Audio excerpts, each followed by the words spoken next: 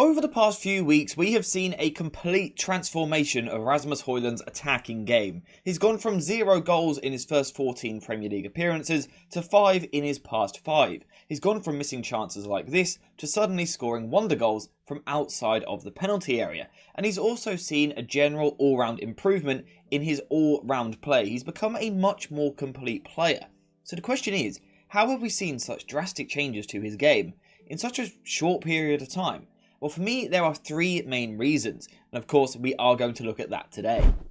So the first reason why I think we have seen an improvement in Rasmus Hojlund's all-round game is because of an increase in the amount of touches which he is getting every single match. Previously in the season, he was averaging around 22 touches per 90 minutes. In recent weeks, we've seen him record 33 touches and 27 touches in 2 different games, once again showing that he is getting more of the ball. The question is, why is he getting more of the ball? How has that happened? Well, actually, it's been thanks to a tactical change from Ten Hag, which has really allowed Rasmus Hojlund to get much more touches of the ball. So let's take a look at the change which has taken place. So, we'll start off with what we were seeing about 6 weeks ago, West Ham before Christmas, those sorts of games, where we can see United are building possession in a 2-3-4-1 shape, Kobbie Mainoo extremely isolated in the pivot position, 2 fullbacks incredibly wide. Now, the problem with this structure is basically the lack of midfielders, but also the lack of ability to manipulate the opposition's midfield. So, someone like Harry Maguire has the ball here. Most oppositions in the Premier League set up in some sort of 4-4-2 shape out of possession, meaning they have this front 2. Therefore, with a front 2, it's really difficult for Kobbie Mainoo to manipulate their positioning, because if he drops deep, one of the players follows him, but the other one stays in position, so we still can't get the ball to Rasmus Hojlund. The other problem also is that Fernandes is fairly high, kind of dropping half in between, but Scott McTominay is really high, so once again not really influencing these midfielders, meaning we aren't moving the opposition, meaning we cannot get the ball into the feet of Rasmus Hojlund. However, in recent weeks this has changed, with Casemiro coming into the side in the place of Scott McTominay. At the same time, Kobbie Mainoo has pushed a little bit higher into this zone here, and Diogo Dalot is now inverting on a much more regular basis, with Fernandes a little bit higher in this sort of area here now. Now, the big change here is that United now have 2 central midfielders in the second phase, or, Dalot being one of them, but 2 players in the second phase. And the reason this is so important is because now we can manipulate the opposition. So now, when someone like Dalot drops deeper, this guy also has to follow him. We are now no longer 1 versus 2 here, we are now 2 versus 2 in these situations. So let's say Casemiro also makes a movement, splitting one way like this. We now open up a path in the middle of the pitch. With Kobbie Mainoo playing deeper than what McTominay was, he can open up room as well, and suddenly we can find the feet of Rasmus Hojlund.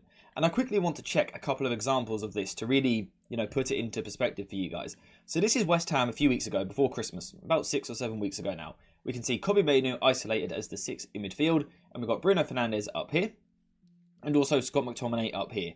The issue is the West Ham are in a good shape, the 4-2-2 or perhaps a 4-4-2 out of possession.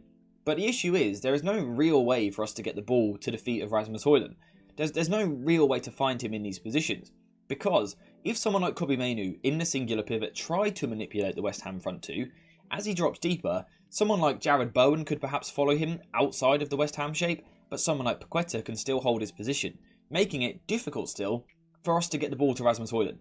We simply, with 1 pivot and 2 high midfielders, we don't really manipulate the opposition well enough, so Rasmus Hojlund can't get the ball, hence averaging 22 touches per match. If we, however, fast forward a few weeks to the game against Wolves a couple of weeks ago, we can see United now in a very different structure, building possession with a back 3 and then 2 players in the second phase. On this occasion, Kobbie Mainoo and Diogo Dalot.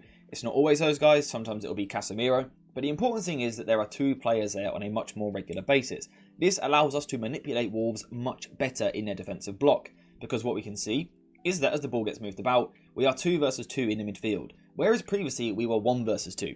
Kobbie Mainoo against 2 players. He couldn't manipulate both of them. Now 2 versus 2, both players have the ability to directly manipulate the opposition player, which means that as the ball is played deeper, someone like Diogo Dalot can make a decoy run, and simply the Wolves player has to follow him or risk his side completely being outnumbered in the build-up phase. So this player is going to follow Diogo Dalot, but suddenly we can see that again, these Wolves players are 2 versus 2, they're now being dragged about. So with Kobbie Mainoo also making a good movement in this position, what we can see is that we open up all this space in behind the Wolves structure, and now, because of this manipulation in the midfield, players moving into different positions, we can now get the ball into the feet of Rasmus Hojlund, who can pick the ball up, turn, play forward, be direct. What he does next isn't overly important. The important thing for me is that suddenly he is getting much more touches with the ball at his feet. And that's another important factor, the ball at his feet. You know, not a month ago where we were just pumping it long to his head and his chest all the time against some of the most physical players in the world. We're not doing that anymore. Instead, we are finding his feet on a more regular basis. So that is one of the reasons why Rasmus Hojlund has improved. So before we continue into the video, a quick shout out to today's video sponsor, JerseyFifa.com, the home of all of the greatest football kits. Whether that be the new latest releases or the old classic ones like this, Jersey FIFA has something for everyone, and now you can check it out yourself using the link in the description down below. And also make sure to use code JerseyFIFA for 10% off when you order. The second reason why I feel that we have seen a massive change in Højlund's game is once again from a tactical point of view, and the way in which United are looking to move the ball forward initially, but then attack in the final third of the pitch. So, let's take United a few weeks ago. Antony on the right wing, not the most creative, not someone who creates a lot of chances. Marcus Rashford on the left hand side, someone who looks to dribble in and shoot at goal and things like that. Bruno Fernandes was often dropping deeper, away from dangerous areas of the pitch, and Scott McTominay was pushing all the way forward into the final third, crashing into the box, not really being involved in any sort of link-up play or build-up play or creativity in the final third. So once again, who is going to create chances for Rasmus Hojlund? There's no one there to do it. Whereas, if we fast forward to the modern day, we can see changes. Scott McTominay coming out of the side for Casemiro has allowed us to get better players closer to Rasmus Hojlund. So again, Diogo Dalot is inverting with Casemiro, meaning that Kobbie Mainoo can push higher. Not as high as what McTominay was though, in this area here, meaning that he can supply Rasmus Hojlund. You know, that brilliant area, the other week we saw him dribble, score a crazy goal. That sort of position. Not pushing too high onto the last line. But it's also allowed Bruno Fernandes to move higher as well. Before he was getting caught in this sort of in-between position, whereas now he's pushing much higher up the pitch, more into this zone 14 area. And the other key change, Antony out of the side. You know, to put it bluntly. But importantly, Garnacho coming into the side. Garnacho on the right wing has been a bit of a revelation really. It's simplified his game and made him much more threatening in the final third of the pitch. His decision making still needs work. You know, it's not perfect, but he's a young player. That's going to be the case. But the important thing with Garnacho on the right hand side is that he takes the ball and he takes defenders on. He looks to attack fullbacks. He looks to get into the final third. And then he looks to cross the ball into the box. Now, granted, yes, not always. We've seen a couple of discussions, let's say, between him and Højlund. But the important thing is, largely, United just have more creative players in more creative positions. Again, Bruno Fernandes in a much more centralised area, but high up the pitch, where he can create chances. Kobbie Mainoo, who can create chances. Garnacho, who can go down the right-hand side and put crosses into the box. And also the return of the Luke Shaw, Marcus Rashford dynamic down the left-hand side. The past few weeks is the first time we have seen that this season. Those guys getting into the final third, we are simply putting more creative players towards the final third of the pitch, meaning that Højlund is naturally getting more chances created for him. The third and final reason why I think we have seen such a drastic improvement in Rasmus Højlund's game actually builds upon the first two ideas which we looked at. So United are progressing the ball better, getting the ball into the feet of Rasmus Hojlund on a more regular basis, and he isn't tussling with big centre-backs. And also in the final third we are creating more chances for him. What is the effect of that? The big effect? Confidence. Rasmus Hojlund finally has the confidence to produce in the Premier League. He now knows that he can do it, and that is huge for a footballer. I think the importance of the psychological aspect of the game is so underappreciated by general fans. The fact that Højlund has put the ball into the back of the net on a couple of occasions, he now believes in himself. He now knows the movement he needs to make into the final third, but when he gets the ball, he's not as rushed. There's not as much pressure on him. Before, he had the weight of the world on his shoulders. He hadn't scored in 14 games, he cost a lot of money, was he a flop? All of that stuff. Now he's scoring.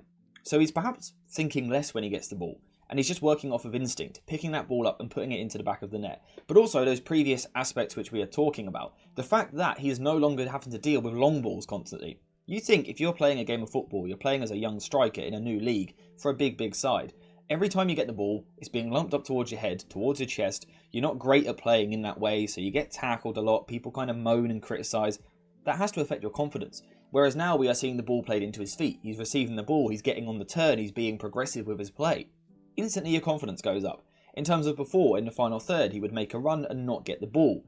Suddenly, he makes those runs and his delivery is coming into the final third. From Bruno Fernandes, from Garnacho, Rashford, Luke Shaw, whoever it may be. Højlund has more trust in his teammates now that he is going to get the ball. And when he doesn't get the ball, he's now got the confidence to basically have a go at them.